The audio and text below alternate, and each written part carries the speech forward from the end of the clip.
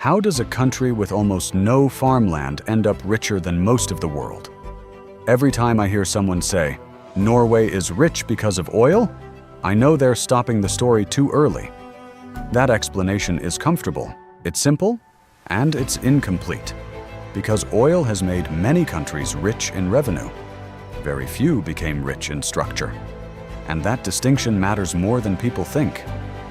When I look at Norway on a map, I don't see a country designed for wealth. I see mountains dominating the landscape.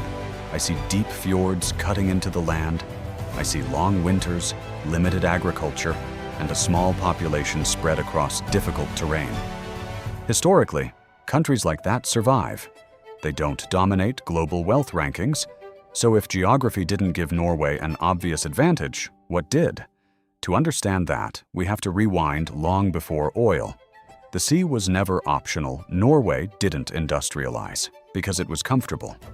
It industrialized because it had no choice.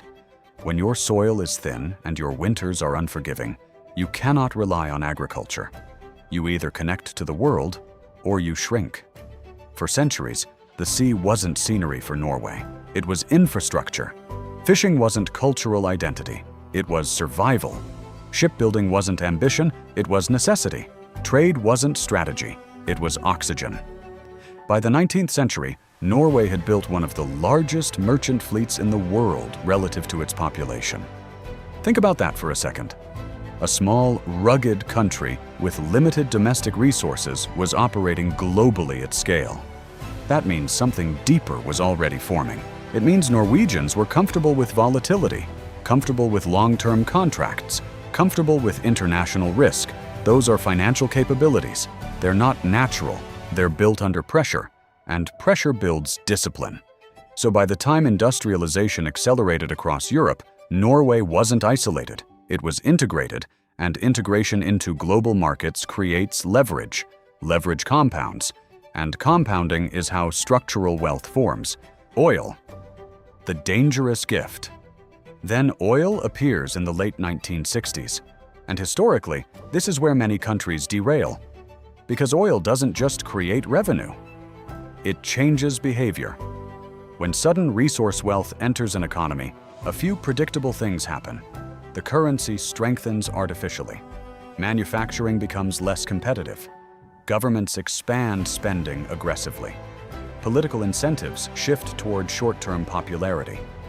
This pattern has a name: the resource curse. We've seen it in multiple oil-rich nations across decades. Easy money weakens discipline, because discipline is hardest to maintain when you don't feel pressure. So here's the real question. Why didn't Norway fall into that trap? And I think the answer is uncomfortable.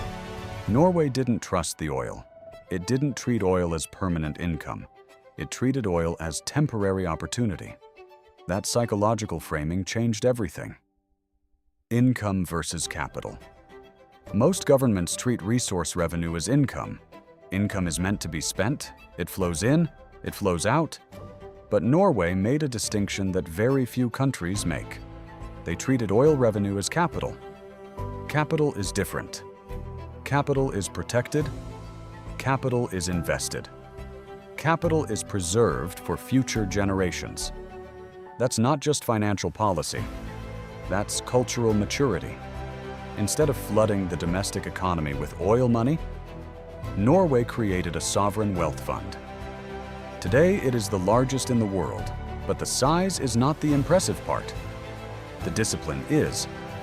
The fund invests primarily outside Norway. That prevents domestic overheating. It reduces currency distortion. It avoids dependency on a single sector. And perhaps most importantly, it separates political desire from financial strategy. Spending from the fund is limited by strict fiscal rules. Politicians cannot simply access it for short-term gains. That separation is rare, very rare, and it's one of the clearest signs of institutional strength. Institutions before wealth. Here's what most headlines miss. Norway was stable before it was oil-rich. It already had strong legal institutions, high social trust, transparent governance, long-term policy culture. Oil didn't create those. Oil amplified them. And this is where the deeper lesson lies.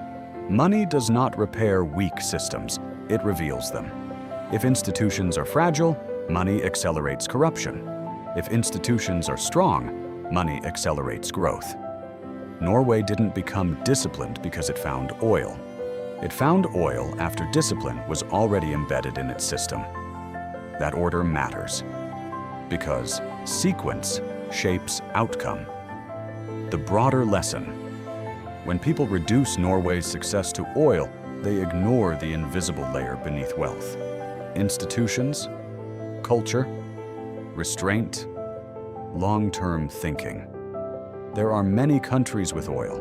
There are far fewer with restraint. And restraint doesn't make headlines, but it builds stability.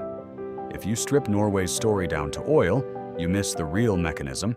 The real mechanism is institutional maturity meeting opportunity. Opportunity alone is volatile.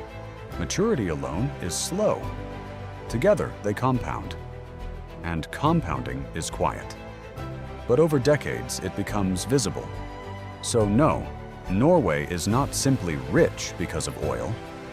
It is rich because when oil arrived, the system was ready. And that's a much harder story to tell. But it's the one that actually matters.